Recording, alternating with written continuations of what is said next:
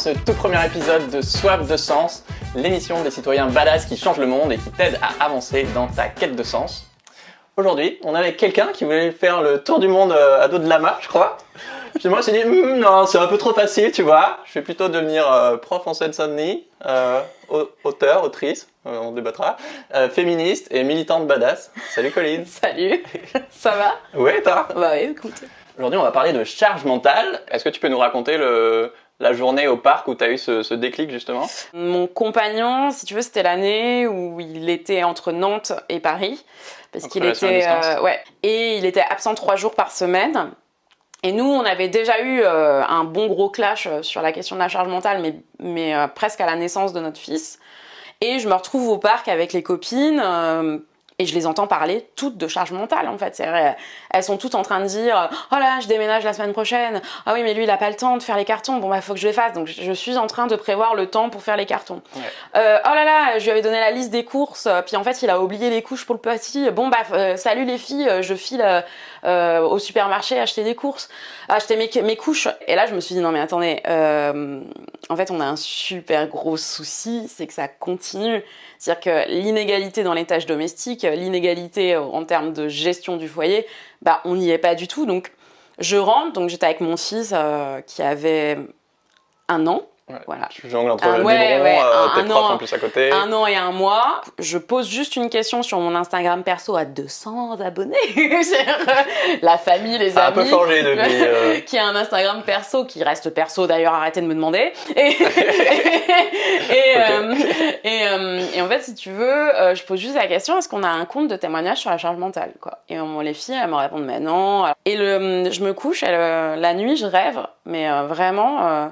que j'ouvre un compte Instagram qui s'appelle Ta Pensée à, quoi. T'es sérieuse? Mais oui. Non, mais j'ai même en pas... fait, c'est ça qu'il faut faire pour avoir le déclic. Genre, il y a des gens qui sont là en mode brainstorming, et alors, ça a l'air terrible, comment t'as trouvé ce nom et tout. Bah, en fait, je me suis couchée, et j'ai dormi, et je rêve, en fait, du compte Ta Pensée à, et le matin, donc... je me lève, mon fils se lève en même temps, j'avais cours à 10h, je m'en souviens très bien, donc on était le 20 novembre. Mon fils, je le dépose à 9h30 chez la nounou. Là, je me lève à 8h, je l'allaite et je bois mon café et je crée le compte Instagram. Donc, je bloque le nom sur Instagram, sur Facebook, sur Gmail, sur Twitter. Okay. Et je sais pas ce que je vais faire. Il y en a qui avancent un peu plus vite que genre, je sais pas ce que je vais faire, mais je sais que j'ai bloqué le nom et donc ça fait Ta Pensée à, quoi. J'arrive au collège, donc je dépose mon fils maintenant et j'arrive au collège, je fais j'ai une super idée, on va faire des témoignages et tout. Les collègues me disent c'est vrai, ça va. T'as pas autre chose à faire en ce moment? Bah non. Et le soir, je couche mon fils le mardi soir et je lance le premier témoignage qui est celui d'une copine. Et je dis maintenant, je vais essayer de faire des analyses sociologiques parce que en fait, j'ai la chance d'avoir un mec qui est sociologue du travail. Okay. Donc j'ai tous les livres à la maison. Moi-même, j'ai une formation d'historienne spécialiste des mouvements féministes et le travail domestique gratuit, c'était un de mes travaux. Et je pars tout de suite sur... Je veux pas dire aux femmes de lâcher prise parce que ça marche pas comme ça, en fait. Oui, et puis du coup, on en parlera après, mais du coup, dire lâcher prise, ça veut dire et en fait, c'est toi le problème. Quoi. Voilà. Et en fait, moi, je pars pas là-dessus et je veux surtout pas faire de développement personnel dans le sens levez-vous plutôt les chouchous pour avoir du temps pour vous, parce que je pense que le sommeil, c'est super important. Et donc, en fait, je me lance en disant je vais faire un compte sociologique sur la question de la charge mentale et je vais pas bouger et ça sera sociologique et politique. Moi, jusqu'à l'an dernier, avant de te découvrir à ton travail, je savais pas vraiment ce que c'était la charge mentale, ou j'aurais été incapable de le définir en tout cas, notamment parce que je le confondais avec les tâches ménagères. Du coup, pour les nuls comme moi, comment t'expliquerais ce que c'est la charge mentale? Alors la charge mentale, c'est toutes les pensées qui planifient et qui font la gestion d'un foyer. Comment est réparti ce nuage de pensées? C'est-à-dire, est-ce que ce sont plus les femmes qui le portent? Est-ce que ce sont plus les hommes qui les portent? Je pose des questions, hein, tu vois, je peux être aussi, je pose des questions. C'est-à-dire que si vous êtes en train de cuisiner, c'est pas de la charge mentale, c'est la tâche domestique courante. En revanche, qui a prévu de nettoyer la cuisine, qui a prévu les ingrédients, qui a prévu le repas qui va se faire, ça c'est de la charge mentale. Okay. On parle juste des tâches domestiques, mais par exemple, ça peut être prévoir la journée d'un enfant. Par exemple, quand votre enfant n'est pas avec vous, et donc que vous réfléchissez à l'enfant. Vous savez que par exemple le midi, sa nounou demande par exemple un repas, donc vous allez prévoir le repas, prévoir le goûter, prévoir les biberons, puis prévoir la tenue de rechange si il y a un problème, 2 tenues de rechange parce qu'on sait jamais avec les enfants, prévoir les couches, prévoir les... En fait, c'est-à-dire se mettre à la place de l'enfant sur sa journée et donc vivre la journée de l'enfant pour qu'il soit au mieux émotionnellement et physiquement. Ouais. Est-ce que tu peux nous présenter en une phrase ce que tu fais avec Ta Pensée A ? Alors, Ta Pensée A... Qui est notamment un super bouquin que vous pourrez gagner à la fin de la vidéo. Ta Pensée A, c'est un compte Instagram qui reprend tous les témoignages des femmes, parce que c'est beaucoup de femmes, qui m'écrivent et qui commencent tous par cette phrase. Pour moi, la charge mentale, c'est quand ? C'est un compte qui a été créé en novembre 2018. On avait eu un espèce d'électrochoc, quoi. Mais en fait, on a fait « Ah ouais !» Et puis on a tourné la tête et on a fait « Ah oui, ça existe, la charge mentale. » Voilà. Ah ouais, c'est ça, la charge mentale, cool. Oh, une burqa. C'était un peu ça.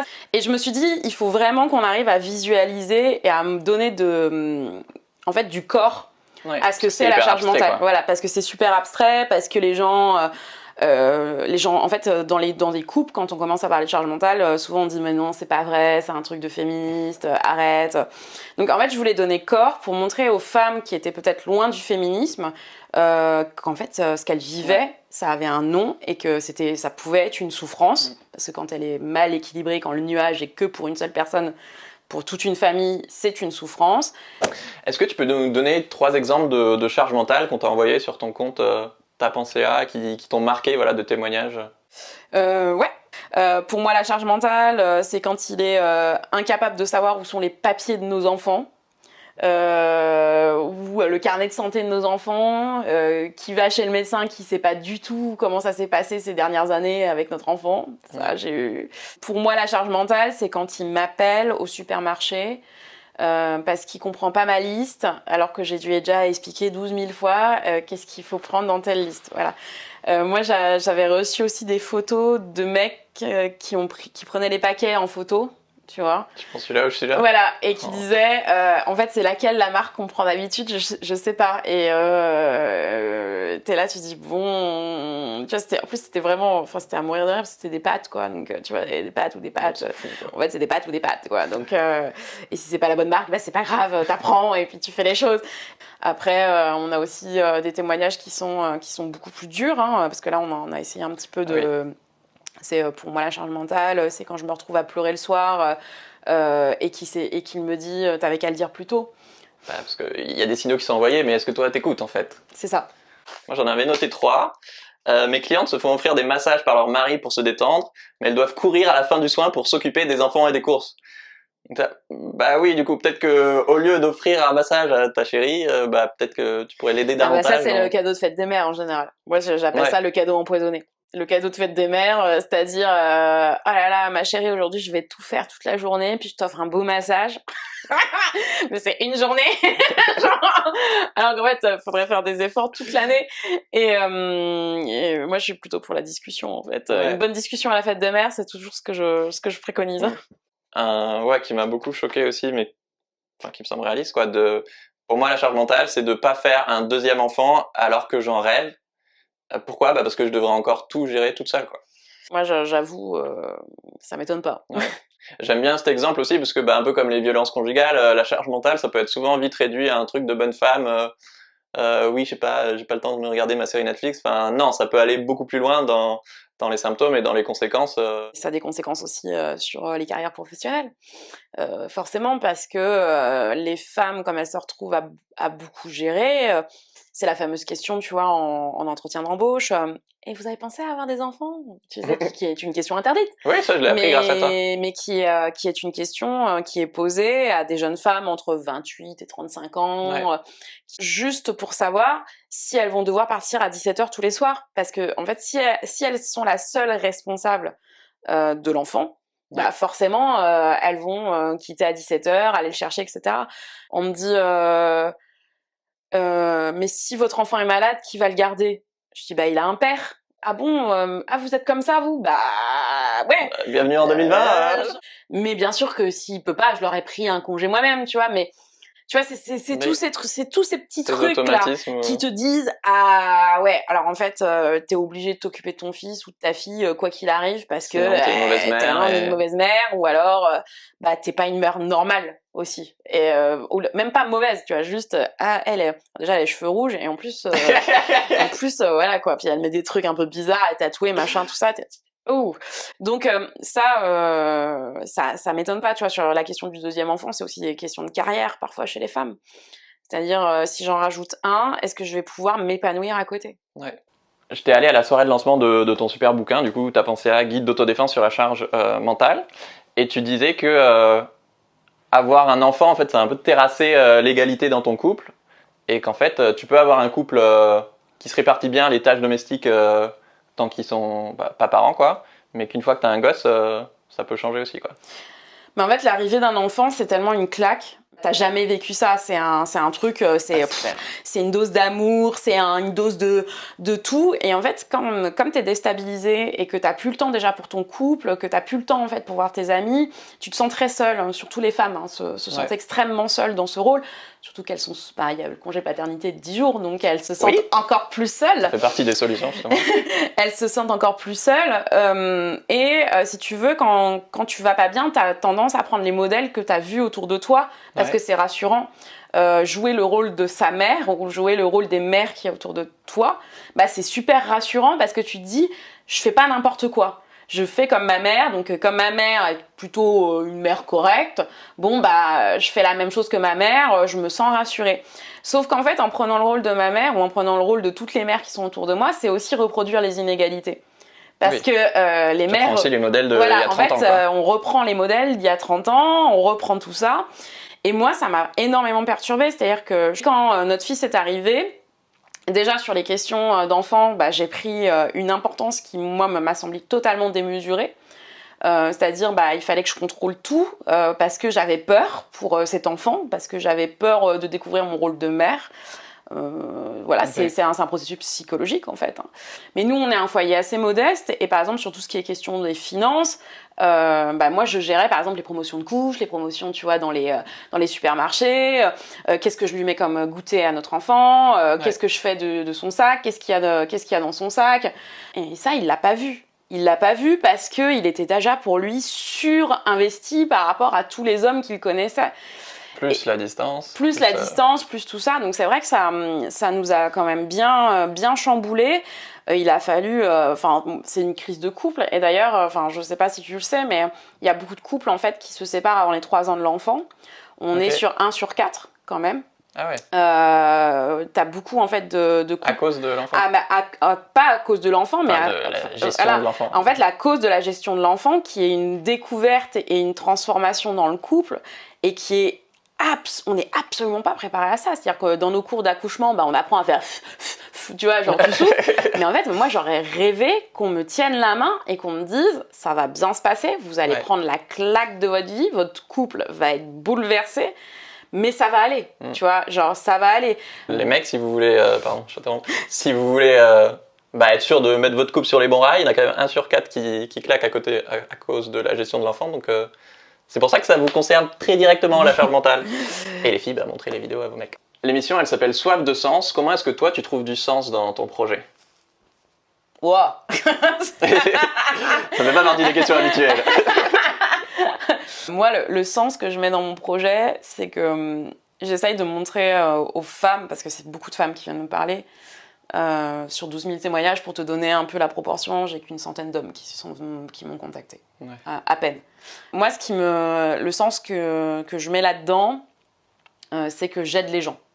Voilà. En fait, je les aide à être heureux et je les aide à être amoureux. Et moi... C'est trop stylé. C'est quoi ton job?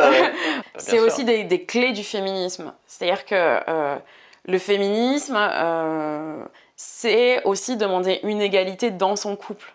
C'est-à-dire qu'on peut demander l'égalité au travail, on peut militer contre les violences physiques, les féminicides, on peut militer sur le harcèlement de rue, Mais en fait, il y a beaucoup de féministes qui constatent qu'elles-mêmes, dans leur couple hétérosexuel, il y a quand même une inégalité profonde. Moi, sur le compte, donc j'ai des couples qui s'en sont sortis très bien et qui continuent d'évoluer. Et puis, il y a toujours les couples, donc c'est en janvier et en septembre, où il y a des périodes où je reçois des mails en disant « j'ai divorcé grâce à toi ». D'accord, donc de rien. Et est-ce que tu vas mieux ? Bah oui, ça va mieux. C'est-à-dire aussi leur dire que elles sont importantes. Parce que quand tu es pris dans la charge mentale, dans les tâches domestiques, dans comment élever ton enfant, et que tu ne penses plus qu'à ça, et que c'est ton seul sujet de conversation, tu t'oublies complètement, en fait. Tu t'effaces. Ouais. Et c'est des femmes qui lancent des SOS, qui disent « ça ne va pas ». Il n'y a rien qui va, qui s'énerve sur une chaussette, c'est pas normal, personne ne s'énerve sur une chaussette. Et donc, de leur dire aussi, vous avez le droit de penser à vous.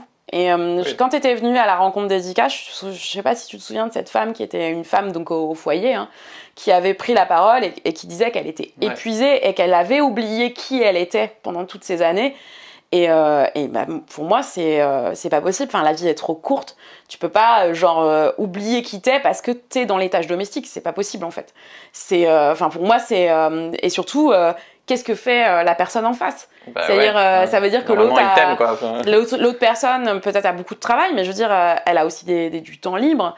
Pour moi, c'est aberrant de pas se dire, est-ce que l'autre a du temps pour lui ou pour elle ? Est-ce que l'autre, elle est épanouie ? Est-ce qu'elle va bien ? Bah, la réponse, elle est non, en fait. Quand t'es prise dans tout ça, tu vas pas bien, quoi. Avec le confinement, t'as vu, sûrement, du coup, une augmentation de la charge mentale, vu que dans tes commentaires, ça s'est... Ah, mais non, ça s'est excité aussi sur les témoignages. Et si tu veux, les 3 premiers jours du confinement, je voyais des trucs qui s'excitaient un peu dans mes messages privés, genre, oulala, ça va pas trop. Et alors, le 3e jour du confinement, boum, 100 messages dans la journée de femmes désespérées, parce que par exemple leur mec refuse d'être dérangé pendant le télétravail, mais elles-mêmes elles sont en télétravail et lui vient la déranger toutes les 5 minutes. Donc c'est des femmes en fait qui étaient obligées de rattraper le soir. Tu vois, genre elles couchent les enfants et le soir elles se remettent à travailler pour rattraper la journée qu'elles n'ont pas eue. En chômage partiel, des hommes qui n'avaient en fait s'étaient jamais occupés d'enfants jusque-là. Parce que soit ils avaient trop de boulot, soit parce que pendant les vacances ils les confient, soit parce que pendant les vacances c'est plus facile à gérer, hein, puisqu'ils peuvent aller à l'extérieur, tu leur donnes un ballon, c'est super pratique. Donc, et qui se sont retrouvés enfermés dans des appartements ou dans des maisons sans pouvoir aller à l'extérieur parce qu'ils faisaient un temps de chiottes ou trop chaud. Ils sont, en fait, le soir, ce sont des femmes qui rentraient du travail parce qu'elles étaient dans les banques, infirmières, aides-soignantes, profs qui avaient voulu donner cours à des jeunes, aux enfants de soignants, et qui retrouvaient leur maison dans un état pas possible, avec des enfants surexcités, puisque en fait ils avaient fait trop d'écran dans la journée, monsieur en train de hurler sur tout le monde parce qu'il ne peut pas gérer. Et en fait, elle se retrouvait à gérer, si tu veux, la crise, et donc elle préfère gérer la journée d'après. En disant, donc, tu vas faire ça, à midi, tu leur donnes du poisson avec des haricots, j'ai préparé. Enfin, du coup, tu déresponsabilises. Et donc, tu déresponsabilises, mais en même temps, le soir, quand tu rentres, t'es tranquille. Bah oui. Et là, c'est vrai que tu perds du sens parce que t'essayes de faire des rustines à une société qui fonctionne mal, quoi. Non, mais en fait, faut tout reprendre du début, quoi. C'est pas... C'est ça. Et puis, on n'en a pas encore parlé, mais il va falloir qu'on parle de charge émotionnelle à un moment ou à un autre. Ouais. Mais ça, c'est le degré au-dessus. Vas-y, on peut rentrer tout de suite dedans. C'est quoi la charge émotionnelle ? La charge émotionnelle, c'est gérer les émotions de son foyer.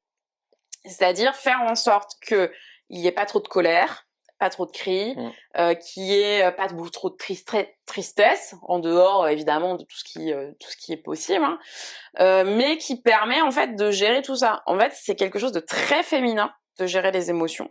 Parce qu'on très éduqué aux femmes. Ouais, très éduqué aux femmes parce que on nous apprend dès qu'on est petite à gérer les émotions des autres. Tu vois, par exemple, c'est bête, mais l'empathie, la question de l'empathie, c'est quelque chose qu'on va beaucoup faire chez les jeunes femmes, enfin chez les toutes petites filles. Notamment, tu vois, oh le petit garçon il est tombé, ah bah vite, on va lui faire quelque chose. Ah bah tu fais un bisou magique. Ce qui fait que beaucoup de garçons, alors pas tous comme d'habitude, hein, mais d'un point de vue sociologique, vont avoir un panel d'émotions qui est extrêmement réduit, c'est-à-dire colère, tristesse, parfois jalousie, mais qui se transforme en colère, rapidement. Alors bien sûr bonheur, etc.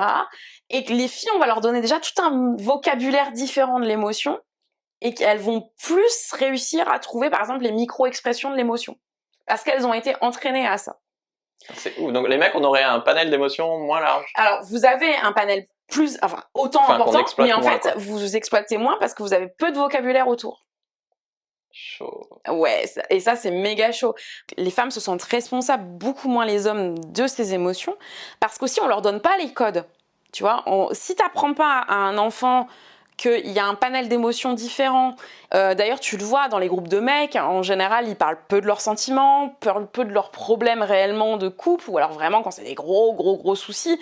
C'est-à-dire qu'ils ont du mal à rentrer dans l'émotion, dans juste j'écoute mon pote qui a pas l'air d'aller bien, ou on affronte les problèmes ensemble, ou je l'accompagne sur ce chemin, par exemple, de trouver une psychothérapie, ou je lui dis peut-être que tu devrais aller voir quelqu'un, enfin. C'est pas pour jeter la pierre aux mecs, c'est pour dire qu'on est pétri par un système culturel et patriarcal dont on est les produits, femmes comme hommes. Quoi. Voilà, c'est ça. Et en fait, si tu veux, dans le cadre du couple hétérosexuel avec enfants, c'est par exemple qui gère les enfants émotionnellement. Tu vois, je suis sûre que tu t'as déjà entendu des mecs dire j'en peux plus, ils crient, machin. Et puis t'as la nana derrière qui fait alors on va trouver une solution, assis-toi, on va faire un peu, tu vois, genre une autre manière d'appréhender les choses qui ne rentre pas directement dans la colère ou la tristesse. Ouais. C'est-à-dire on va essayer de modérer l'émotion, essayer de la comprendre, essayer de la changer. Ça aussi en fait ce sont en fait des problèmes en fait carrément de politique, hein. Ouais. C'est-à-dire sur la manière dont on éduque les garçons et les filles. C'est à l'éducation nationale aussi où il y a le problème, où il y a des études sociologiques qui montrent que par exemple un garçon qui pleure, on va répondre tout de suite à son attention, alors qu'une fille on va lui dire de prendre sur elle. Ouais. C'est prouvé scientifiquement. Ouais, c'est prouvé scientifiquement, pas même sur des bébés tout petits en fait. Dès qu'on met un genre sur un enfant, on a une manière différente de l'appréhender. Ouais. Un garçon, alors on va lui dire il a le droit d'être en colère. La colère d'un garçon est beaucoup plus acceptée. La violence d'un garçon est beaucoup plus acceptée. En disant oui c'est son âge de faire la bagarre, de faire voilà. Et sur une fille qui va se bagarrer, qui va être en colère, on va dire c'est pas normal. Voilà, c'est-à-dire c'est pas normal. Voilà. Donc et ça a des répercussions sur nos couples. Parce que quand tu te mets en couple et que tu as une mode de fonctionnement différent sur l'émotion, forcément ça fait des étincelles. Alors moi je suis pas du tout pour essentialiser, c'est-à-dire que je pense pas du tout que c'est parce que les hommes sont faits comme ça qu'en fait ils peuvent rester comme ça toute leur vie. Et je pense que la question émotionnelle elle s'apprend. Alors ça met beaucoup plus de temps quand on a 30 ans que quand on a 5 ans, hein. Forcément. Et en fait, si un enfant hurle et pleure, ça se gère pas que par la colère du parent, quoi. Mon mec, il hallucine des stratégies que j'ai pour contrecarrer mon enfant sur ses colères, tu vois. Genre un panel plus large j'ai un panel, ouais, mais attends, je fais ça depuis j'ai commencé à babysitter à 15 ans, donc j'en ai 33, tu vois bien. Moi, j'ai toujours été avec des enfants. Tu peux me former? Ça s'apprend, hein. Il y a 2 jours, il voulait pas aller chez sa nounou. C'est lui dire, montre-moi où c'est, je sais plus. Tu cours, montre-moi où c'est. Emmène maman chez nounou parce que maman a perdu j'ai complètement perdu la mémoire.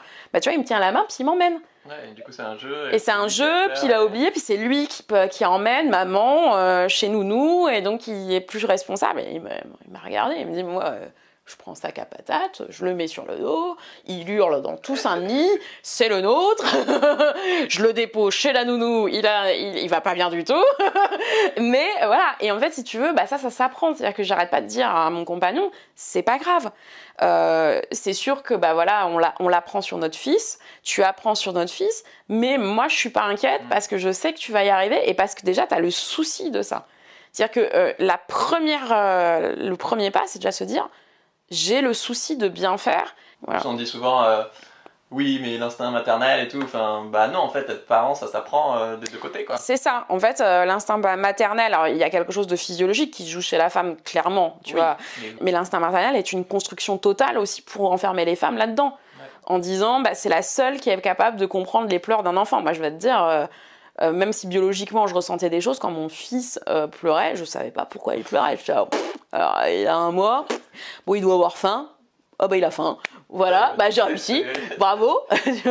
Ou alors mon compagnon dit que je suis hyper forte sur la question du sommeil de notre fils. En fait, je ne pense pas, je pense juste que je vois les micro-émotions, tu vois, du sommeil.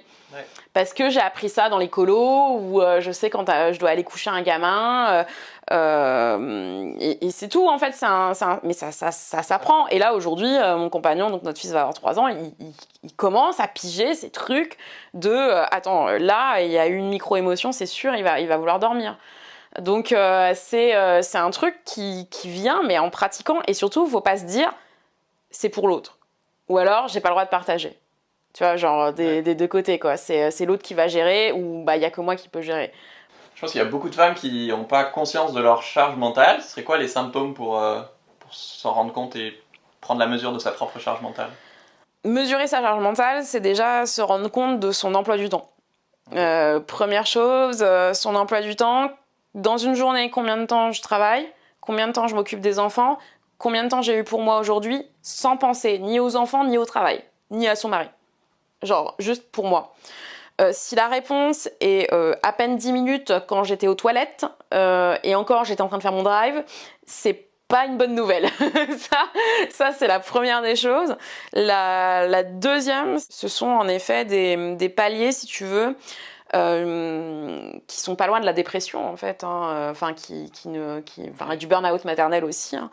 Quand on commence à sauter des repas, qu'on a mal au dos, qu'on a des problèmes de sommeil, qu'on a une to-do list qui ne finit jamais, qu'on commence à avoir... Ah oui, il y a aussi la post-it aiguë. La post-it aiguë, c'est quand on a des post-it partout. Ne parlez que de ça.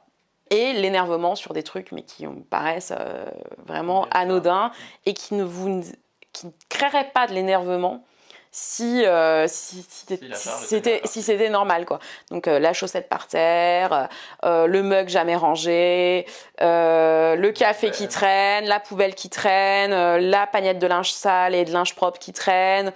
Ça, ce sont des signes, en effet, que ça va pas.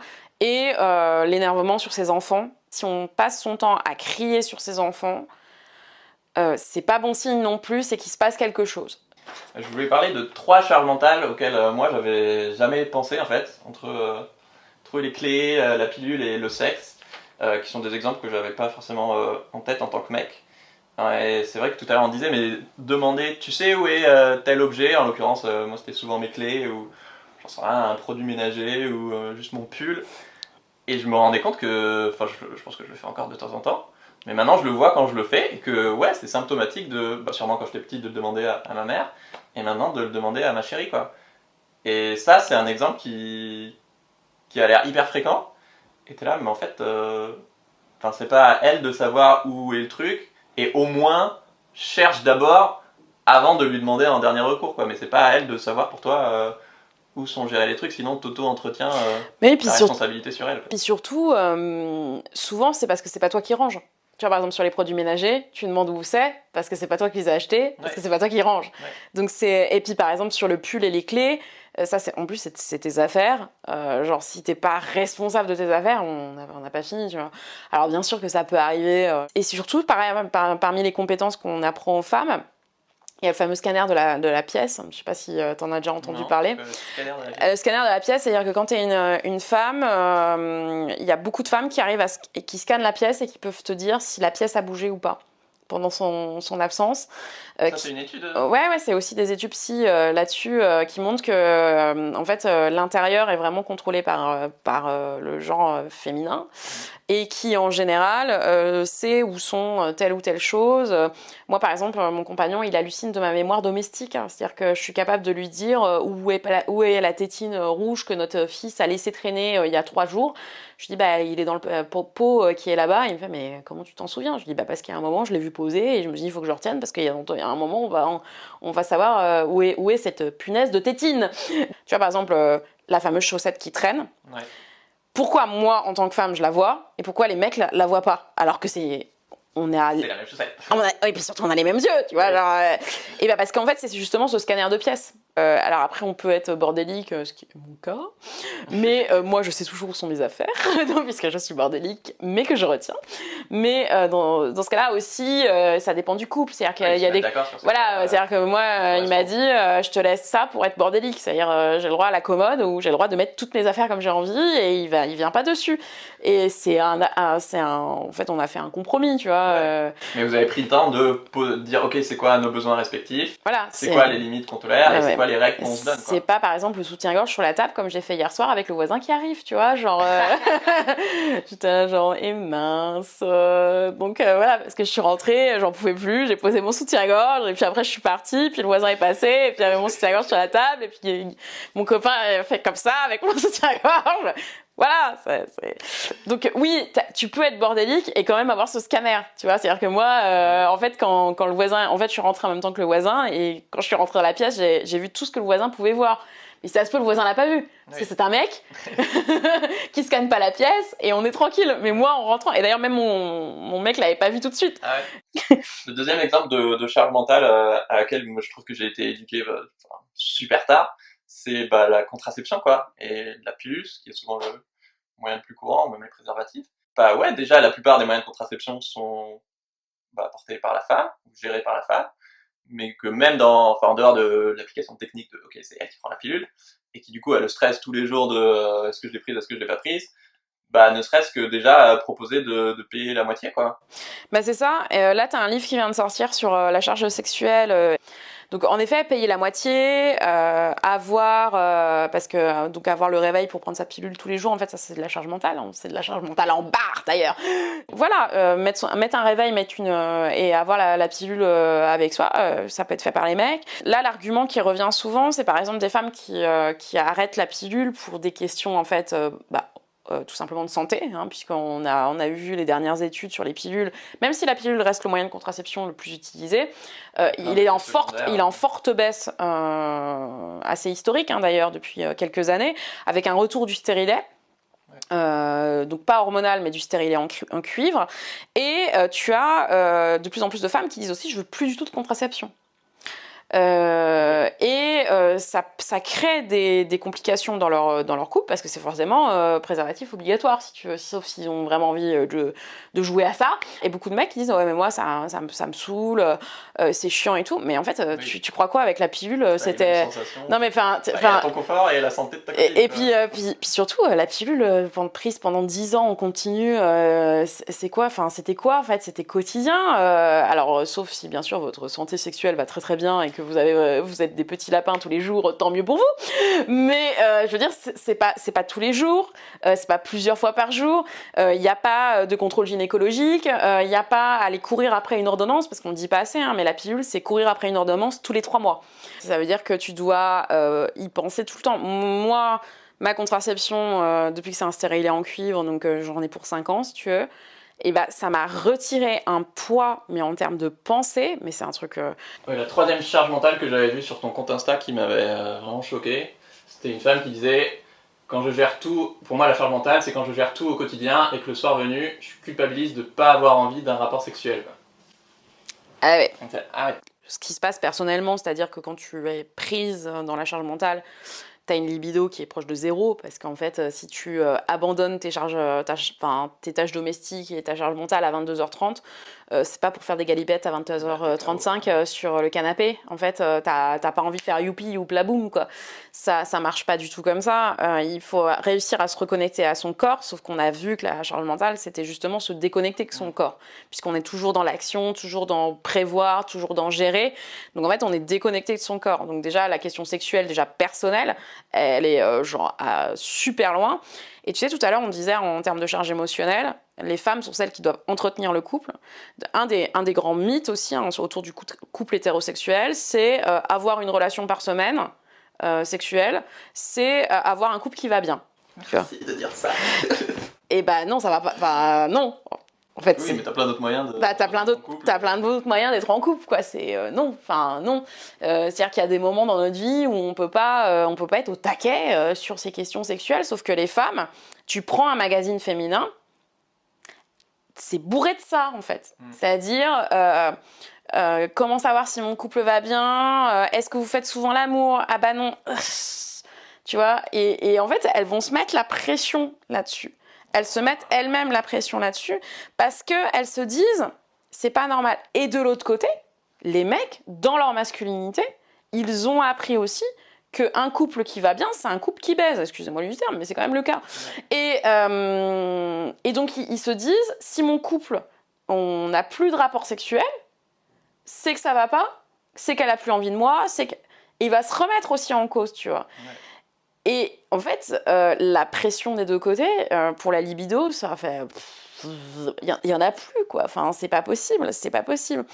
Et après, vous allez avoir les hommes, donc là, dans ce cas-là, on rentre en fait dans le viol conjugal, qui mettent la pression en disant, nous sommes en couple, nous sommes obligés d'avoir des relations sexuelles qui se basent en fait sur des articles de loi très anciens, oui, c'est-à-dire le devoir conjugal. C'est le viol conjugal, en fait. Hein. Je rappelle juste que, en termes de viol, 97% des femmes qui ont été violées connaissent leur agresseur. C'est souvent quelqu'un de leur famille, de leurs amis ou leurs compagnons. Hein. Le viol dans une ruelle noire, le soir, très tard, c'est que 3%. C'est question de consentement. C'est-à-dire, quand elle dit non, en fait, ça veut dire oui. Bah non, en fait, quand elle dit non, ça veut dire non. En fait, je pense que c'est aussi ça, c'est accepter parfois que dans son couple, il n'y ait pas d'intimité sexuelle, mais qu'il y a quand même une intimité intellectuelle, psychologique, on va plus échanger sur ses sentiments, etc. Et que cette intimité sexuelle, elle va revenir. Et il y a aussi la question, tu vois, du plaisir personnel, hein, du plaisir tout seul, la masturbation, qui n'est jamais vue dans le couple hétérosexuel. C'est-à-dire que si jamais tu te masturbes, ah bah attends, c'est qu'il y a un problème dans notre couple. Bah, si on lâchait un peu tout le monde, quoi. Je me dis, c'est quand même dommage de se quitter pour des questions sexuelles, sauf évidemment en cas de viol conjugal, de violence sexuelle ou quoi que ce soit, bien sûr. Ton couple ira mieux sexuellement aussi si tu prends ta part de charge mentale et de tâches domestiques et que tu t'occupes un peu plus de tes enfants. Parce que, en fait, pour avoir du désir, faut pas non plus être trop fatigué. Tu vois, j'ai une copine, je suis sûre, si elle regarde... franchement, c'est un modèle pour moi en termes de couple au niveau sexualité. C'est-à-dire, ils ont une super sexualité au bout de 10-15 ans. Tu fais des lapins, quoi. Tu vois, genre, je suis là, genre, ils ont 2 enfants. Je fais, bah là, en ce moment, il y a eu un problème de charge mentale pendant le confinement. Elle s'est retrouvée à gérer beaucoup de choses, etc. Bah, d'un seul coup, vachement moins lapin, tu vois. Et elle me dit, oh là, ça saoule et tout, mais c'est de sa faute aussi, il a qu'à prendre sa part. Et bah ouais, c'est trop bien. Prends ta part de charge mentale, prends ta part de tâches domestiques, et ça ira mieux, quoi. Voilà, ça ira sincèrement mieux. Tu sais que grâce à toi, je suis convaincu que j'aurai une meilleure relation avec mes enfants. Ah ouais? Ouais, attends, je suis sérieux. Bah, déjà, je trouve qu'on entend quasiment pas de mecs parler de charge mentale, donc ça m'énerve. Et je sais que grâce à ta pensée A, bah ouais, il y a plein de trucs qui étaient invisibles et qui, à mon avis, sont souvent invisibles pour la plupart des mecs qui, du coup, deviennent visibles. Et en fait, à partir du moment où j'ai découvert ton compte, bah, j'ai commencé à me dire, ok, bah, c'est quoi la liste des budgets, enfin des postes de tâches ménagères dans la maison et qui s'occupe de quoi en général, quoi. Et ouais, je me suis rendu compte que c'était déséquilibré. Et oui, comme beaucoup de mecs, je pense que j'en fais plus que la plupart, mais non, je pense qu'on n'était pas à 50-50, quoi. Et je suis un peu dans la situation paradoxale où c'est moi qui essaie de la sensibiliser à la charge mentale. Et en même temps, bah, clairement, je suis aussi intéressé par le fait de garder un peu mes privilèges. Je suis dans la situation où je lui dis, non, mais en fait, regarde, t'en fais plus que moi et ça me convient pas. Elle a, non, moi c'est bon, parce que forcément, elle le voit pas forcément, ou que, voilà, qu'elle baigne pas dans ces concepts-là. Et du coup, bah, bien sûr que je suis tenté de ralentir. J'ai clairement envie d'aller dans une direction égalitaire. Mais c'est sûr que pour moi, cuisiner, c'est pas aussi important que pour elle. Mais du coup, t'es là, bah, en fait, ce qui m'aide beaucoup, c'est justement de me dire, bah, si un jour j'ai un enfant, bah, en fait, quel modèle j'ai envie de lui donner, quoi. Et j'ai pas envie d'attendre d'avoir un enfant pour que mon couple soit plus égalitaire et moins patriarcal, quoi. Et c'est surtout que ce qui a été démontré psychologiquement, c'est qu'un petit garçon va se reconnaître dans son père, enfin dans le genre qu'il pense être, et il va reproduire ce que fait son père. Oui.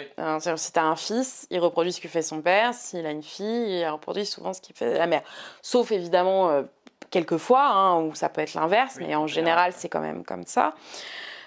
Si le père dénigre la question des tâches domestiques, c'est-à-dire que, par exemple, il parle tout le temps de son travail, il parle jamais de tâches domestiques, c'est implicite. Évidemment, il va pas dire passer l'aspirateur, c'est de la merde. Il va pas dire ça, tu vois.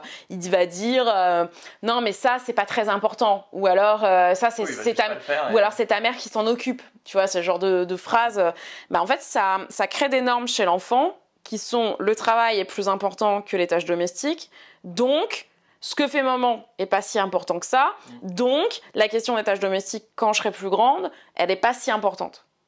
Tu vois, c'est le rôle de la femme. Ou c'est le rôle de la femme, ou moi-même, j'ai pas envie de m'en occuper. Et dans ce cas-là, en fait, ça pose vraiment, vraiment beaucoup de questions. Et c'est pour ça que je pense que si on veut être un bon allié féministe dans son couple, tu prends des initiatives dans ton couple, même sans demander, même... Et puis si c'est pas bien fait, tu lui dis j'ai pas bien fait, mais c'est pas grave, je le referai quand même. Et c'est pas grave. Qui demande à chaque fois est-ce qu'il faut bien faire ceci comme ça, comme ci.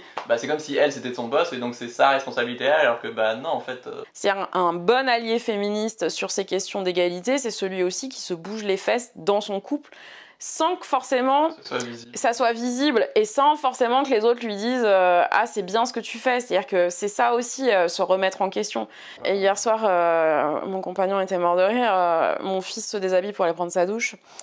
Il laisse son linge sale et je fais mais c'est quoi ça par terre? Et il me dit oui, panier de linge sale. Il prend son sein, il a 2 ans et demi.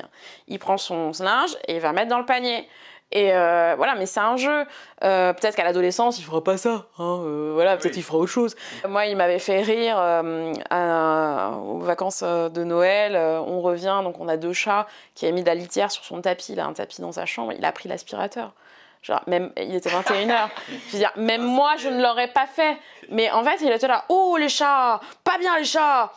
Et je le vois, il court dans le dressing et il prend l'aspi. Et je suis là, genre, mais non, mais chouchou, il est 21h, ouais, oui. Mais non, mais non. Je suis sûre qu'il sera capable de faire une quiche autour de 8-9 ans, tu vois, tout seul. Parce que on apprend déjà à faire un gâteau, on apprend à compter en faisant les gâteaux, on apprend à compter en faisant les poireaux, les machins, les trucs. Notre assistante maternelle, elle dit, c'est incroyable. Il est responsable, il est sur-responsable de ses affaires. Il doit toujours savoir où est son doudou. S'il ne sait pas où est doudou, c'est qu'il y a un problème. Et en fait, il sait faire plein de choses pour son âge. Est-ce qu'il y a un test que les femmes peuvent faire pour savoir si la charge mentale est bien répartie dans leur couple? Poser des questions hyper simples. Qu'est-ce qu'il y a dans notre frigo aujourd'hui?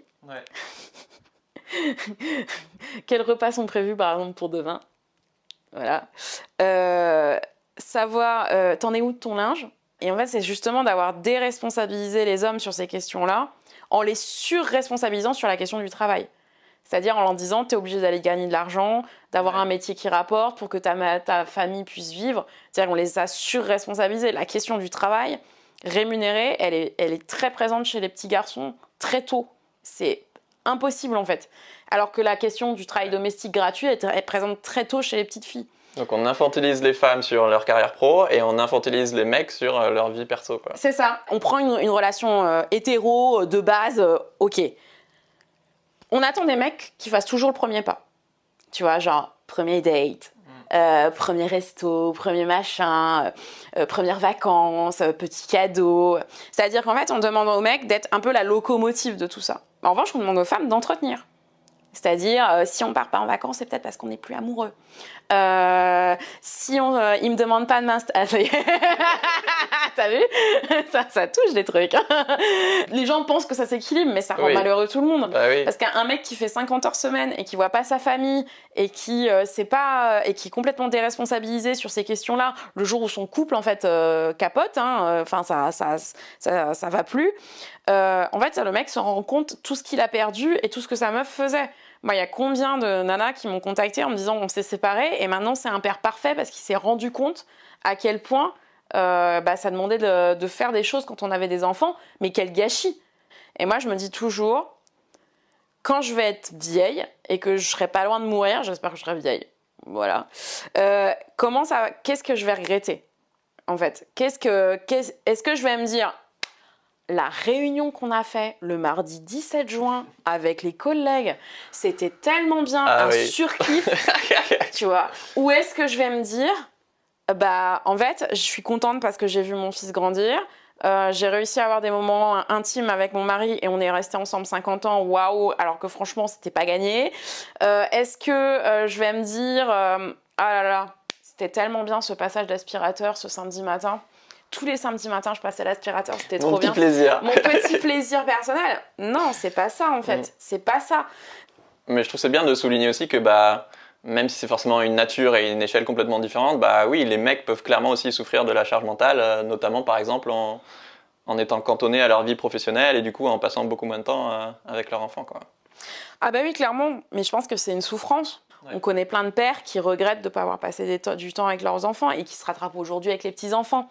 C'est-à-dire qui disent oh là, j'étais pas très à l'aise ou on devait survivre donc j'étais obligée. Enfin, moi ce que j'essaye de faire aussi avec le combat que je mène, c'est essayer de penser pour ceux qui ont vraiment moins d'argent que beaucoup qui sont sur le seuil de pauvreté. Ouais, puis une vraie dimension. C'est-à-dire que comment tu fais dans ton taf.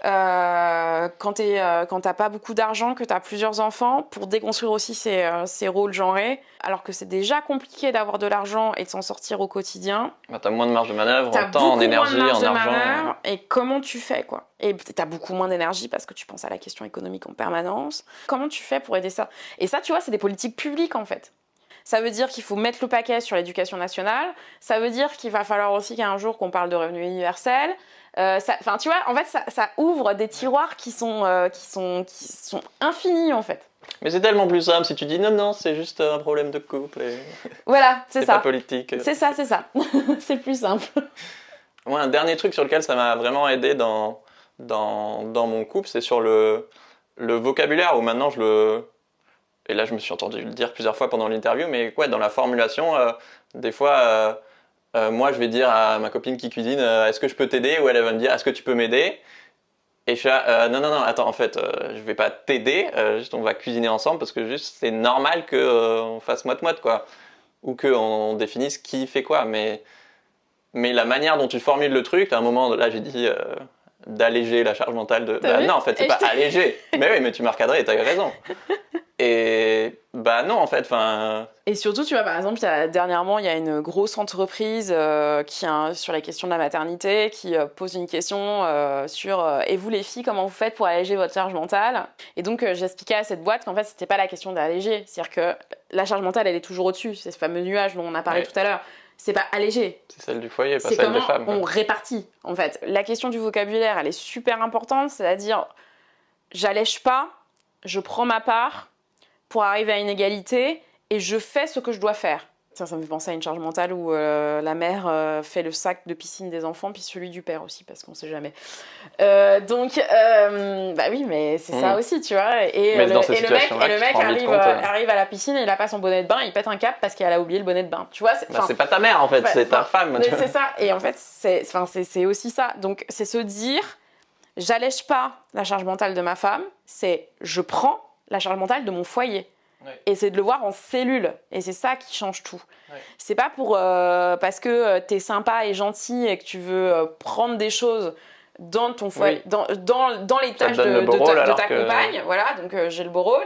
C'est aussi prendre en charge le foyer. Et puis il y a autre chose où il faut faire super attention. Parce que depuis quelques années, il y a ce qu'on appelle la figure du nouveau père, qui est le père qui fait plus de choses, qui est plus investi. Il faut faire hyper gaffe à ça parce qu'en fait, sociologiquement, donc ça a été encore démontré, il y a une thèse qui vient de sortir sur les nouveaux pères. En fait, les nouveaux pères, ils font surtout les choses qui sont visibles. Par exemple, emmener à l'école, c'est visible. C'est-à-dire que la maîtresse dit « Oh là là, le papa est hyper disponible. Quel homme moderne !» Quel homme moderne. Voilà, parce qu'il a juste déposé l'enfant sans regarder ce qu'il y avait dans le cartable, sans avoir signé les mots, sans avoir fait les devoirs la veille. D'accord? Mais en fait, il dépose tous les matins son fils ou sa fille. Moi, je pose toujours la question, qui fait les toilettes? En fait, tu vois, c'est aussi les tâches les plus salissantes, les plus basses. À qui sont-elles faites? Qui les fait? Parce que si c'est jouer avec les gamins, les occuper, construire un imaginaire, faire du Lego, changer une couche, qui fait le soin? Prendre le bain, qui s'occupe de ça?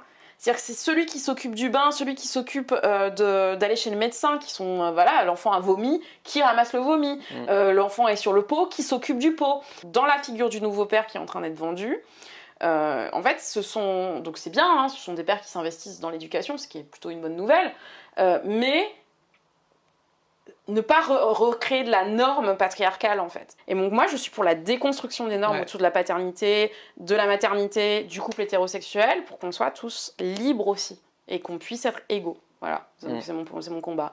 J'aime bien dans l'idée de créer son propre modèle, parce que effectivement, nous, ce dont on s'est rendu compte dans notre couple, c'est que moi, je culpabilisais qu'elle fasse beaucoup plus la cuisine et des plats hyper délicieux, bien préparés, longs, etc. Et elle, en fait, elle culpabilisait que je m'occupe de toutes les finances et que je passe l'aspirateur, par exemple. Et en fait, c'est parce qu'on en a discuté et qu'on a clarifié que, ok, qu'est-ce qui serait équilibré pour nous et qu'est-ce qui, chacun, avec lequel on est le plus à l'aise et qu'est-ce qui nous est le plus pénible aussi, quoi. Et de se rendre compte que, oui, en fait, toi, t'aimes bien faire ça et moi, j'aime bien faire ça, donc ça sert à rien qu'on fasse 50-50 sur chacun de ces trucs, autant que toi, tu fais ça et moi, je fasse ça, quoi. Ouais. Et ce qui permet aussi de vraiment se sentir bien dans sa charge mentale, c'est aussi quand on est... Alors là, tu parles de complémentarité, en fait, mais il y a aussi le fait de pouvoir switcher facilement. Par exemple, tu vois, moi, j'apprécie que mon mec fasse tout le temps les courses, parce que je déteste ça. Mais le jour où il sera pas bien, ou le jour où il est en déplacement, je suis capable de faire les courses. Ouais. C'est-à-dire, je suis capable de prendre en charge mon foyer. Et ça retire un poids, tu vois. Par exemple, te dire... Il va aller chercher l'enfant, puis il va poser les questions de base. Qu'est-ce qu'a mangé l'enfant? Est-ce que la journée s'est bien passée? Est-ce qu'il a fait une sieste? Juste pour savoir, pour prendre le relais sur le soir. Parce que si l'enfant a mangé des pâtes, tu vas pas lui refaire des pâtes le soir. Enfin, voilà. Ça nous permet vraiment d'être une équipe. Voilà. Et je pense que c'est ça aussi qui est important. C'est-à-dire que tu peux avoir une inégalité dans ton couple en termes de tâches domestiques sur une période, parce que... mais t'en es conscient et t'as choisi. Tu vois, et moi c'est ça en fait qui change tout. Tu subis pas le truc et c'est pas parce qu'on t'a assigné un rôle que tu le fais. Après, dans mon discours politique, moi je suis obligée de dire aussi qu'on est obligé d'aller vers 50-50. Parce qu'en fait les mecs ont pris 2 minutes de tâches domestiques en plus en 10 ans. Ça c'est dingue. Ils ont pris 2 minutes et nous on a perdu 12 minutes, mais c'est grâce en fait à la technologie en fait. Si tu veux, moi ma position politique elle est de dire on arrive à une égalité progressive et rien que dans ta tête, si tu te dis il faut qu'on soit à égalité, tu fais déjà changer ton couple. Ouais. Mais le jour où on aura gagné, c'est le jour où un député blanc, vieux, prendra la parole sur la question des tâches domestiques gratuites à l'Assemblée nationale en disant peut-être qu'il va falloir qu'on réfléchisse à ça. Le jour où on aura gagné, c'est le jour où le ministère de l'Éducation nationale se remettra en cause sur les modèles qu'il a dans les programmes, où il faudra peut-être un jour qu'on réfléchisse à quels sont les modèles de famille qu'on a, qui sont des familles toujours hétérosexuelles, souvent blanches, même à 99% blanches, où papa travaille beaucoup, où maman travaille beaucoup. Dans les manuels scolaires, tu veux dire ? Ouais, manuels scolaires, livres, tout ça. On n'a pas de famille homosexuelle dans nos manuels ou même dans nos exemples, alors qu'elles existent et que nos élèves ont parfois des familles homosexuelles. On n'a pas de famille monoparentale dans nos manuels, alors qu'en fait, elles existent. Elles sont même très impressionnantes. On a peu de familles divorcées dans nos exemples. On a peu de choses, en fait. On a l'hégémonie d'un couple hétérosexuel. Ils ont besoin d'ouverture, en fait, et de comprendre qu'il y a d'autres familles, d'autres modèles. Moi, je serais hyper heureuse si mon fils se dit... il y a des tas de manières d'être maman, et ma maman, elle est comme ça, elle a les cheveux rouges, elle fait la fête, elle a des tatouages, mais je respecte toutes les mamans, parce qu'en fait, être maman, c'est plein de manières d'être. Je me dis, on a gagné, quoi. Dans ton bouquin, il y a une partie justement avec Jean-Michel Argument, donc c'est pas forcément un gros relou beauf ni ton tonton relou, ça peut être toi, moi et n'importe qui en fait à certaines situations. Et justement, je voulais parler de 5 arguments anti-charge mentale qu'on peut souvent avoir, et du coup, comment est-ce que toi t'y répondrais? Okay. D'accord, vas-y. Le premier c'est, tu voulais que je fasse les courses, chérie? Bah suffisait de me le dire. Tu te doutes bien qu'à un moment, il va falloir faire les courses. Donc, c'est pas le dire, c'est prendre la responsabilité et y aller, en fait. C'est-à-dire que... Tu peux y penser par toi-même plutôt que d'avoir quelqu'un qui te donne un ordre. Voilà, et surtout, qu'est-ce que tu fous, quoi. Je préconise, dans ce cas-là, si on se retrouve à se dire ce genre de phrase, de dire « Excuse-moi, j'aurais pas dû dire ça », et de revenir, en fait, là-dessus en disant « Là, je me rends compte que je fais porter toute la charge des repas sur toi ». En fait, quand on est en crise, on peut rien changer. Enfin, tu sais, la crise, c'est c'est déjà trop tard, en fait. Par exemple, tu vois, je te prends la question de Noël, qui est une crise souvent familiale Oui. profonde, chaque année. C'est pas le 23 au soir qu'il faut dire, au fait, t'as pensé au cadeau de ma mère. C'est trop tard. Et c'est ta mère. Et c'est ta mère. Et surtout, faut mieux fermer sa bouche. Et assumer auprès de sa mère qu'on n'aura peut-être pas de cadeau, parce que cette année, en fait, on n'y a pas pensé. Et puis, finalement, c'est ta meuf qui l'a fait, c'est pas possible, quoi. En fait, c'était pas le 23 décembre qu'il faut avoir cette conversation, c'est le 1er novembre. C'est 2 mois plus tôt. Ou alors c'est après, c'est le 28 décembre, en disant, une fois que la colère est un peu retombée, au fait, je crois que j'ai vraiment pas assuré sur ces questions de Noël. Ce qui me gêne dans la position des mecs, la plupart du temps, c'est une mauvaise foi et un manque de reconnaissance de privilèges. C'est-à-dire qu'il y a beaucoup de mecs qui ont fait leur carrière parce qu'il y avait quelqu'un qui était à la maison et qui s'occupait des enfants, qui t'a permis d'aller faire tes déplacements toutes les semaines pour avoir cette carrière, qui t'a permis de rentrer très tard et d'avoir toujours un plat dans le micro-ondes de près. Parce que, je te dis, dans la masculinité, ils sont obligés de se construire par eux-mêmes. Donc c'est très compliqué aussi de dire c'est grâce à quelqu'un que j'ai réussi. Voilà, c'est compliqué. Mais en fait, le jour où les mecs commenceront à dire c'est grâce à ma meuf que j'ai pu faire ça et maintenant je vais prendre le relais, déjà ça ira beaucoup mieux. Donne-moi ton deuxième Jean-Michel argument, vas-y, j'adore. Le deuxième argument anti-charge mentale très courant, c'est oui, mais moi j'en fais plus que la moyenne des mecs, quoi. Ouais, et en plus c'est faux. Parce que. Parce que. Merde. Eh ouais, désolé. En fait, si tu prends le global, sachant qu'en 10 ans, ils ont pris 2 minutes, et qu'il y a 10 ans, les mecs disaient déjà j'en fais plus que mes parents, en fait, on n'est vraiment pas sorti de l'auberge, quoi. Donc il va falloir. En fait, je pense qu'il faut pas dire ça. Je pense qu'il faut juste dire je prends ma part. Et de dire, je pense qu'il y a des mecs qui prennent pas leur part. En fait, il faut reconnaître. Ouais. Il faut pas se sentir attaqué en tant que groupe homme et en tant que homme. C'est factuel. Si toi, t'es sûr de toi, en fait, si toi, t'es sûr de ce que tu fais, t'as pas besoin de te justifier. Tu vois, moi, je me justifie pas d'aller chercher mon fils tous les soirs. Ah oui, non, mais pas tous les blancs, pas tous les mecs, pas tous les... À chaque fois, je suis à... Mais pourquoi tu te sens agressé en fait tu vois, par exemple, sur le féminisme, mais l'afroféminisme, donc les femmes noires qui prennent la parole en tant que féministes, des fois, ça me met des claques, mais ça me fait du bien. Et en fait, je ferme ma bouche et j'apprends. Mes élèves, quand ils me confient qu'ils sont plus contrôlés que moi, moi, par exemple, j'ai été contrôlée 0 fois en 33 ans. J'ai même pas de papier d'identité parce que je les ai perdus. Donc, tu vois, on est quand même sur un niveau quand même, genre... J'habite quand même Saint-Denis, dans le 93. J'habite dans les quartiers de mes élèves. Mes élèves sont contrôlés 1 à 2 fois par semaine. Ils ont 13-14 ans. Quand moi, mes élèves me racontent ça, je vais pas dire « Oh, c'est bon, quoi ». Je vais dire « Ah, d'accord ». Et je vais analyser le truc en essayant de me poser des questions et en me disant « C'est quoi mon rôle là-dedans ? C'est quoi mon rôle dans cette société ? Alors peut-être que je peux dire simplement « c'est comme ça ». Ok, ou alors je vais peut-être me dire, il y a peut-être un problème. Et après, je vais me positionner en tant qu'allié, parce qu'en fait, moi, je suis une alliée des luttes antiracistes. C'est comme, je suis pas un mec qui ne vit pas, en fait, les différences homme-femme, enfin, qui se fait pas harceler dans la rue, violenter, etc. En fait, il devient allié, parce qu'il peut pas le vivre dans sa chair. Enfin, j'espère que les mecs ne vivront pas ça, parce que c'est vraiment très compliqué. J'ai encore été harcelée encore toute la semaine là, c'est l'horreur. Mais en fait, c'est ça, c'est aussi se dire, c'est pas parce que je fais ma part que je dois avoir une médaille. Voilà, en fait, je fais ma part, point barre. J'ai failli tout à l'heure quand t'as dit que ton mec faisait parfois plus que toi à la maison et tout, j'ai failli te féliciter. Mais non, justement, c'est normal en fait. En fait, j'allais dire, t'as de la chance d'avoir un mec comme ça. Mais c'est normal parce qu'en fait, c'est tellement pas dans le modèle normé qu'on nous apprend qu'on a l'impression tout de suite. Et puis moi, mon mec, il en peut plus d'être un héros. Mon mec, en fait, il dit juste, je veux pas de félicitations. Je vais pas féliciter Colline parce qu'elle s'organise, parce qu'en fait, c'est notre enfant, donc c'est normal qu'elle s'organise dans son emploi du temps pour aller chercher notre enfant. Mais dans une conversation entre amis, genre, c'est bien ton mec, c'est cool, hein, félicitations. Non!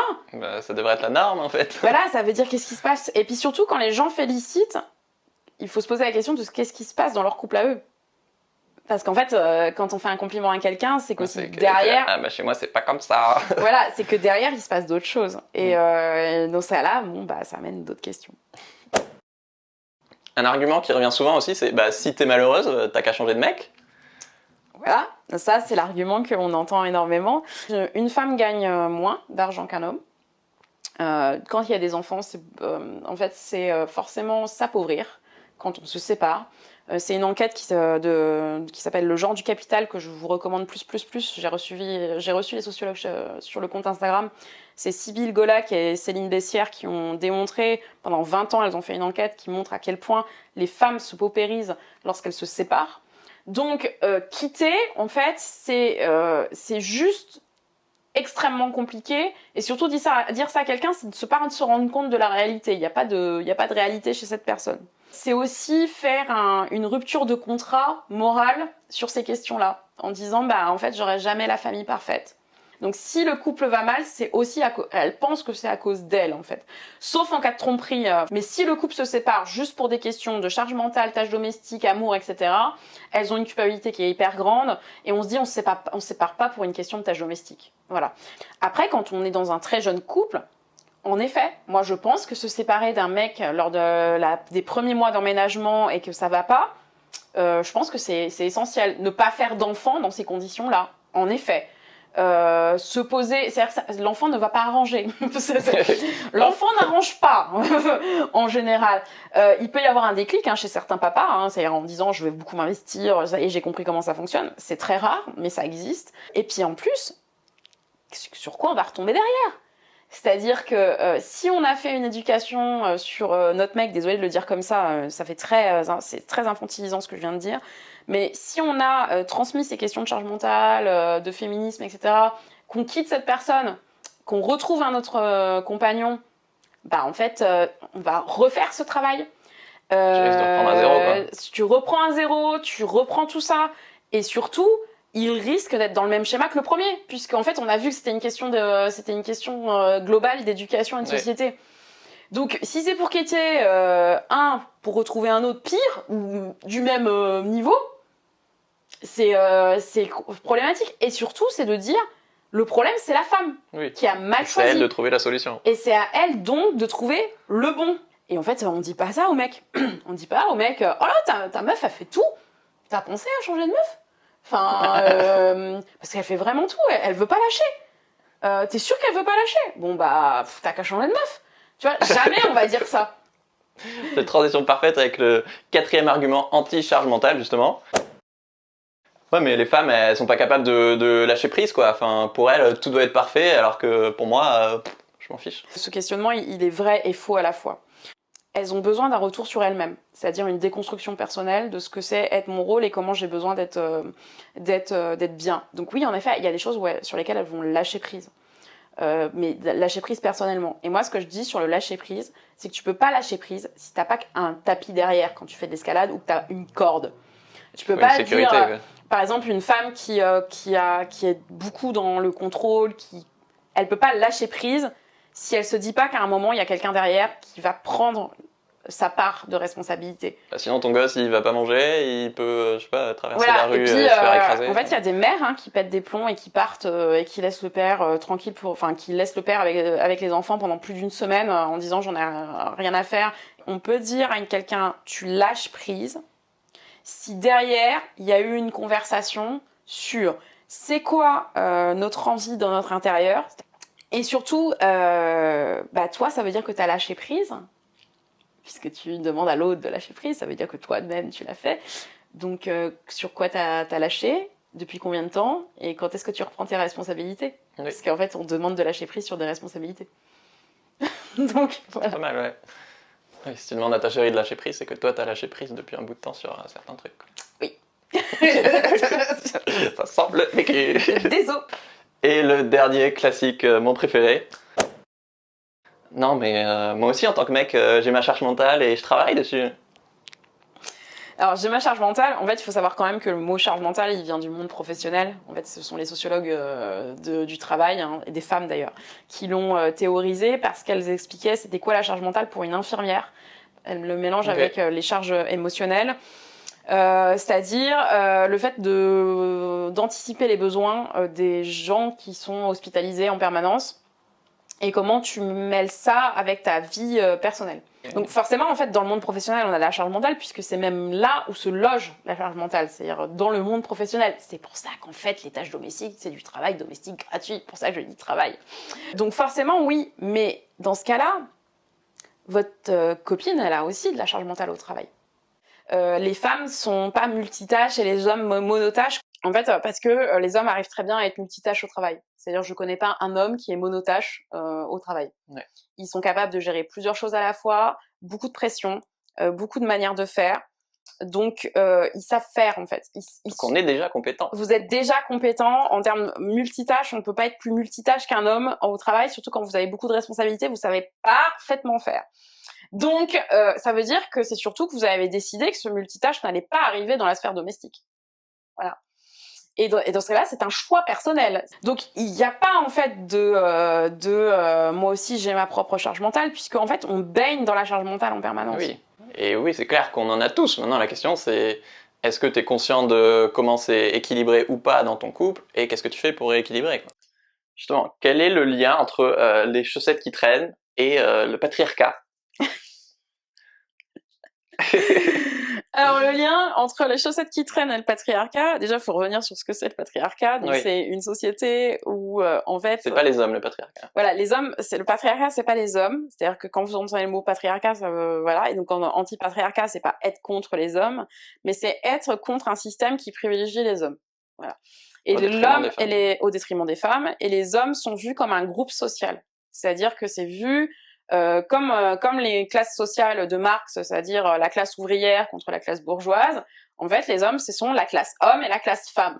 Dominante et dominée. Voilà. Malgré les lois qui ont été passées en France, on continue à être dans une société patriarcale parce que dans les pratiques, et on l'a vu pendant toute cette interview, dans les pratiques, on est toujours dans quelque chose de patriarcal, c'est-à-dire avec des hommes représentés dans les questions, les questions d'ailleurs politiques clairement, mais aussi de travail, et des femmes surreprésentées sur les questions domestiques et d'éducation. Ok. Le lien entre la chaussette sale et le patriarcat, en fait, c'est surtout que quelqu'un a laissé sa chaussette en pensant que derrière, il y a quelqu'un d'autre qui allait la ramasser. Ou en s'en foutant. C'est-à-dire... en se posant même pas la question de savoir si à un moment que cette chaussette sale, elle va prendre ses petits pieds puis elle va aller jusque dans la machine à laver. Je le fais une fois de temps en temps, bon, c'est pas très grave. Mais si c'est tous les jours, genre t'arrives à 7 paires de chaussettes à la fin de la semaine, ça devient plus compliqué.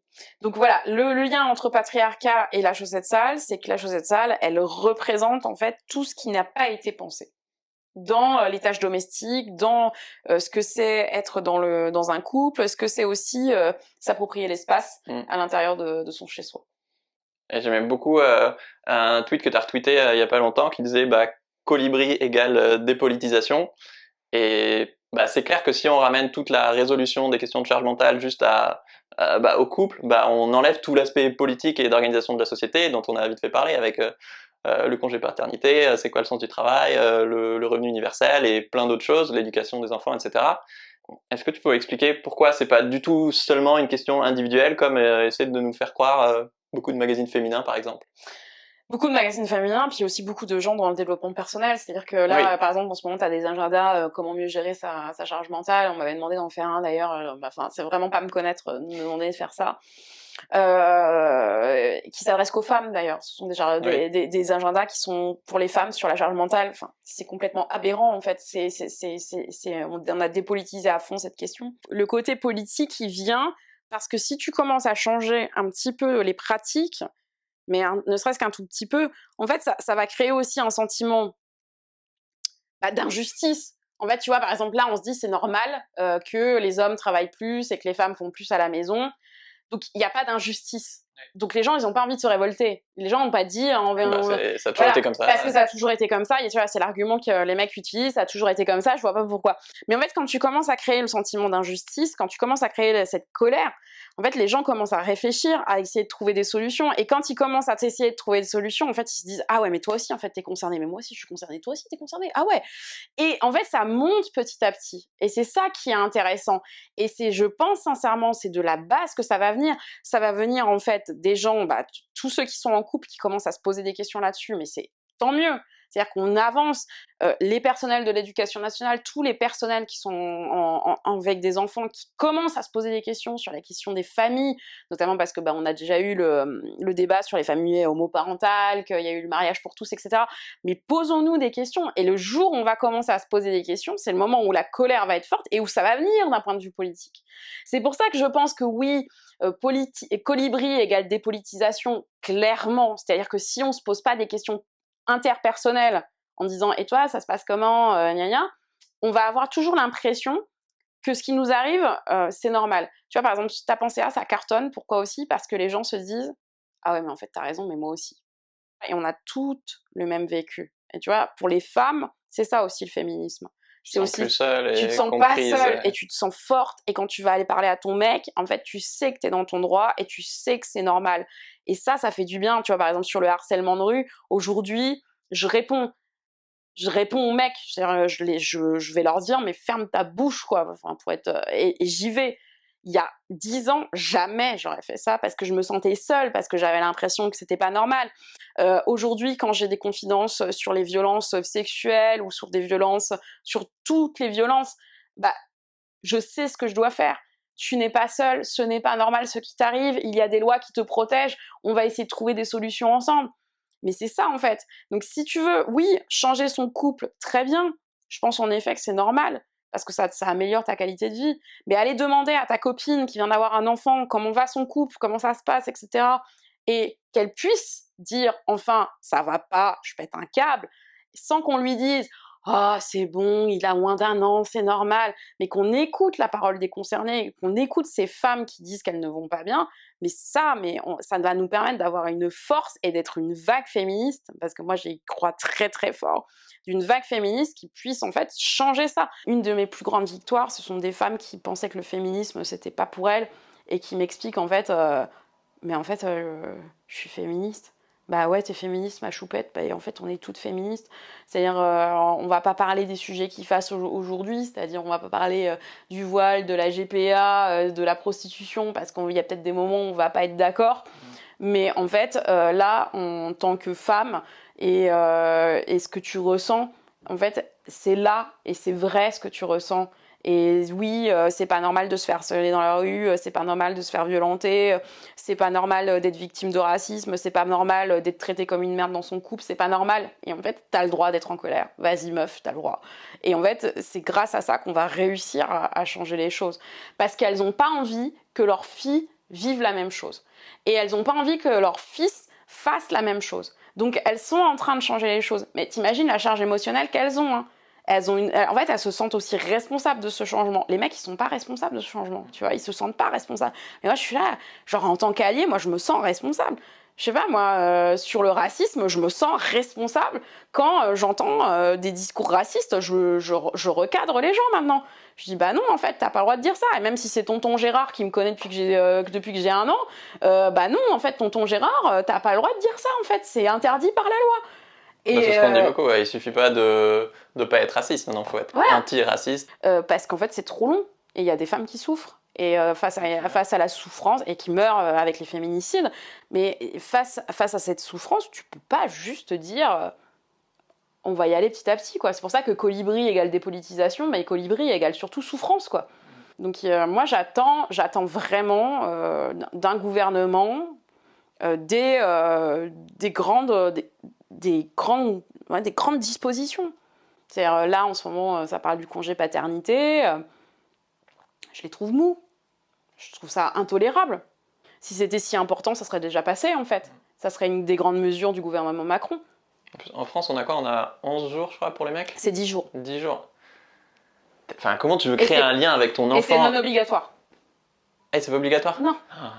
comment tu veux créer un lien avec ton enfant et prendre ton rôle de père si le droit t'autorise même pas à... Et tu as le droit de le fractionner et de l'utiliser sur les 3 mois. Alors que dans plein d'autres pays, c'est beaucoup plus long. Eh ben non, mais par exemple, l'Espagne est passée à 10 semaines. Et je crois qu'ils pensent même à 16 semaines. L'Espagne, le pays que tout le monde voit comme des machos, quoi. Ouais. Machos conservateurs, tu vois. Genre, l'Espagne, de toute façon, l'Espagne, elle nous donne des grandes leçons de féminisme en ce moment. Mais merci les Espagnols, d'ailleurs. Parce que franchement, mais c'est incroyable ce qui est en train de se passer. Mais c'est une volonté politique. Qu'est-ce qui se passe quand on a un congé paternité dans les pays en fait, qui ont un congé paternité long? Réduction des inégalités entre les hommes et les femmes, meilleur lien entre l'enfant et le père. Voilà. Et en fait, ce sont ces arguments-là qu'il faut utiliser, pas les arguments personnels de ceux qui sont en mode en train de vendre à moitié leur discours personnel. C'est pas ça, en fait. Et surtout, c'est de réclamer de l'État, que ça soit pour tout le monde, les auto-entrepreneurs, les intérimaires, les cadres, les salariés, la fonction publique, c'est-à-dire que tout le monde soit concerné. Sur cette question de congé paternité, ça a été discuté en Union européenne, donc en avril 2019. Emmanuel Macron a refusé cette discussion. La France est sortie des discussions, ce qui fait qu'en fait, on n'a pas eu un congé paternité. Enfin, mais d'ailleurs, on ne dirait même pas congé paternité, c'est congé deuxième parent, parce qu'il y a des femmes lesbiennes, et donc dans les couples lesbiens aussi, elles demandent un congé, elles ont droit à 10 jours. En fait, c'est ce congé deuxième parent, si tu veux, on est sorti des discussions, et genre, il n'y a pas de congé paternité au niveau de l'Union européenne parce que la France a refusé. Non mais sérieusement? Là, ils sont tous en train de dire oui, nous, on est pour. Mais en fait, c'est du blabla et c'est de la communication. C'est-à-dire que là, nous, on est en train de se faire avoir. Tu dis qu'une lutte, ça s'organise. Comment est-ce qu'on peut s'organiser contre le modèle patriarcal? Comment on peut s'organiser contre le modèle patriarcal? Alors déjà, je pense qu'il faut s'éduquer. Déjà, il faut commencer par le début, c'est-à-dire on ne sait pas tout et que tout ce qu'on nous a appris, finalement, on peut le déconstruire et le reconstruire comme on a envie. Quand on est un mec, je pense qu'aujourd'hui, le podcast Les couilles sur la table de Victoire Tuaillon et le livre qui va avec, je pense que c'est absolument essentiel. Et apprendre à fermer sa bouche et en écouter les concernés, c'est-à-dire arrêter de donner des conseils et commencer par ça. C'est comme pour le racisme. En fait. C'est ça, c'est comme pour le racisme, c'est comme pour tout, en fait, pour toutes les oppressions. Et en fait, c'est s'éduquer, apprendre à écouter, puis être proactif dans son cercle proche, c'est-à-dire, par exemple, reprendre ses potes qui font des blagues sexistes, notamment sur le physique des femmes, reprendre ses parents sur ces questions-là, c'est le plus dur parce que c'est très émotionnel, mais ça aide, ça c'est déjà militer en fait. Reprendre ses collègues de bureau, ne pas hésiter aussi à, lorsqu'on sent dans son entreprise qu'il y a une préférence pour les hommes, le dire. Quand on est un professionnel de la culture ou quand on est un professionnel qui fait des conférences, vérifier combien il y a de femmes dans une conférence, demander. Et s'il n'y a pas de femmes, en fait, dire que vous refusez de participer. Ça c'est en effet, c'est être proactif, par exemple, en effet, de faire des petits gestes du quotidien sans être dans une association, en fait. Tu vois, là, on n'est même pas sur du militantisme avec une association. Ouais. Moi, j'essaie de faire gaffe à peu près à inviter pas 3 fois plus de mecs que de filles. Quand il y a des grèves des femmes, par exemple le 8 mars ou lors de la marche de nous toutes, se proposer pour garder les enfants. Et puis surtout, je pense que ce qui est le plus dur, c'est que quand on nous fait une critique en tant que militant et qu'une femme nous dit qu'on fait de la merde en tant que militant, faut l'écouter parce que ça vient pas de nulle part en fait. Et que son ego, faut le mettre de côté. Ouais. Et ça, si tu commences déjà comme ça, c'est bien quoi. C'est vraiment bien. Cool. Moi, ça me parle de le rattacher à des trucs hyper concrets de bah oui, en fait, ça va éviter ton partenaire, ta partenaire ou peu importe, de souffrir. Ça veut dire qu'il y aura, je sais pas, moins de conflits dans ton couple, que peut-être qu'il y aura pas de divorce, peut-être que effectivement, bah vous n'allez pas vous priver d'avoir un enfant supplémentaire parce que pour l'autre c'est trop de charge mentale. Enfin, ça a des aspects hyper concrets et tangibles. Et sans même parler du fait que tu peux le faire par amour, bah en fait, même très égoïstement, c'est dans ton intérêt assez rapidement à moyen terme, quoi. En fait, tu fais pour toutes les femmes que t'aimes, quoi. Tu fais pas que pour ta partenaire, quoi. C'est aussi pour toutes les femmes qui t'ont éduqué ou qui sont passées par là avant toi et potentiellement pour tes filles ou tes futurs petits-enfants, quoi. Ouais, c'est vrai que moi, maintenant, je pars du principe que c'est plus déséquilibré que ce que je crois. parce que comme je suis privilégié, parce que je suis blanc, un mec, etc., c'est évident que je crois c'est même prouvé scientifiquement. Tout ce qu'on dit depuis le début, d'ailleurs, pour moi, c'est super important de rappeler que c'est des études scientifiques, de sciences sociales et puis économiques depuis des décennies, quoi. Ouais, non, mais là, on est sur des études qui datent quand même des années 80, quoi. C'est prouvé scientifiquement par la sociologie, par la psychologie, sur les comportements genrés, etc. C'est-à-dire que c'est pas parce qu'il y a une loi que les choses, elles ont changé, quoi. Tu vois, par exemple... c'est pas parce que l'égalité professionnelle a été votée en 83 que c'est le cas, et c'est pas parce que les femmes sont égales dans la Constitution de 46 que de 1946 que en fait tout le monde est égaux aujourd'hui. Et si t'as l'impression, comme moi, d'en faire un peu plus que la moyenne, effectivement, t'as cette stat qui est ultra flippante. On a l'impression que ça va dans le bon sens, et peut-être que c'est le cas, mais qu'en 10 ans, effectivement, d'après l'INSEE, les hommes passent 2 minutes de plus par semaine à faire les tâches domestiques. Donc l'amélioration est quand même pas énorme.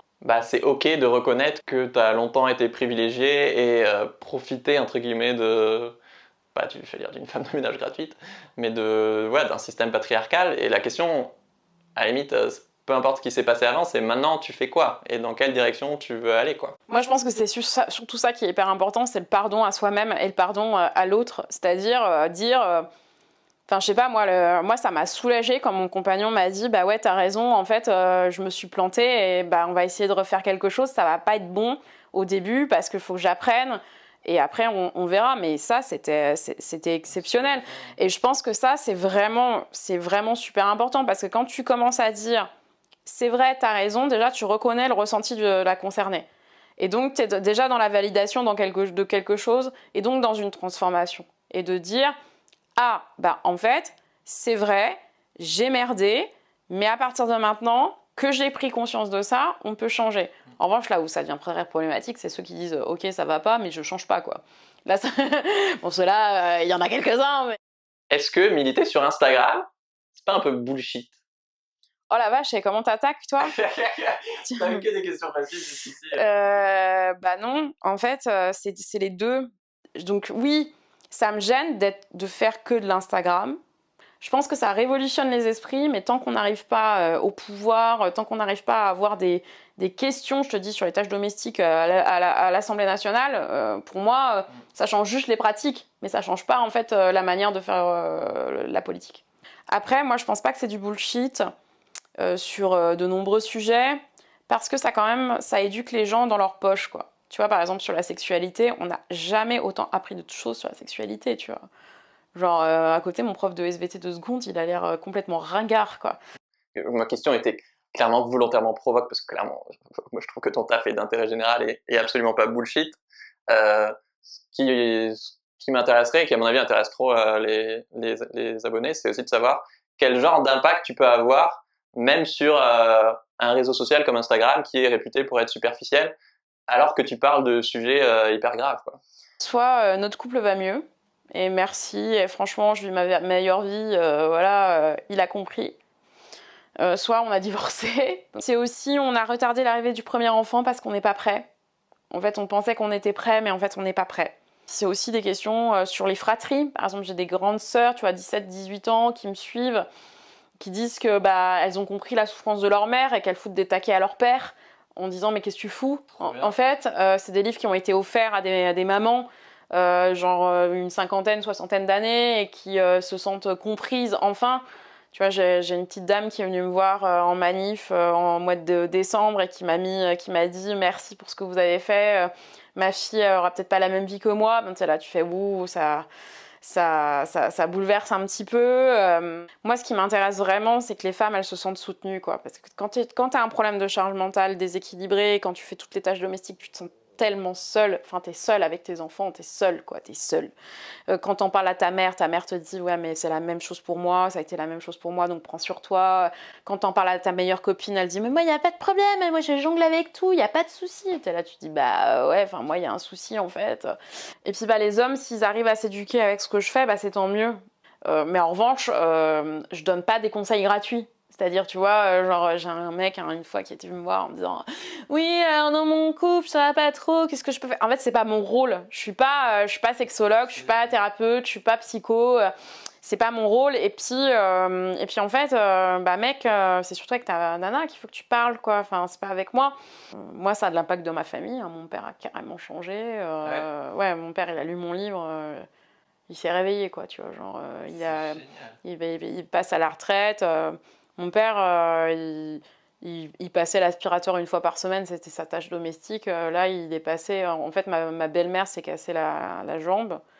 Et il a dû tout faire d'un seul coup et il s'est dit ah ouais, c'est ça être une meuf, en fait. Donc mon père a vraiment changé et tu vois, il va être à la retraite, donc il a 63 ans. Donc, comme quoi, à 63 ans, ça change.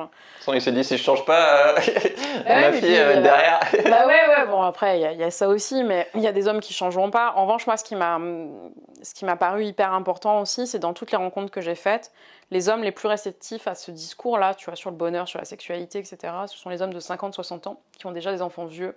Parce que justement, il y a beaucoup de regrets et ils ont vu beaucoup leur couple disparaître.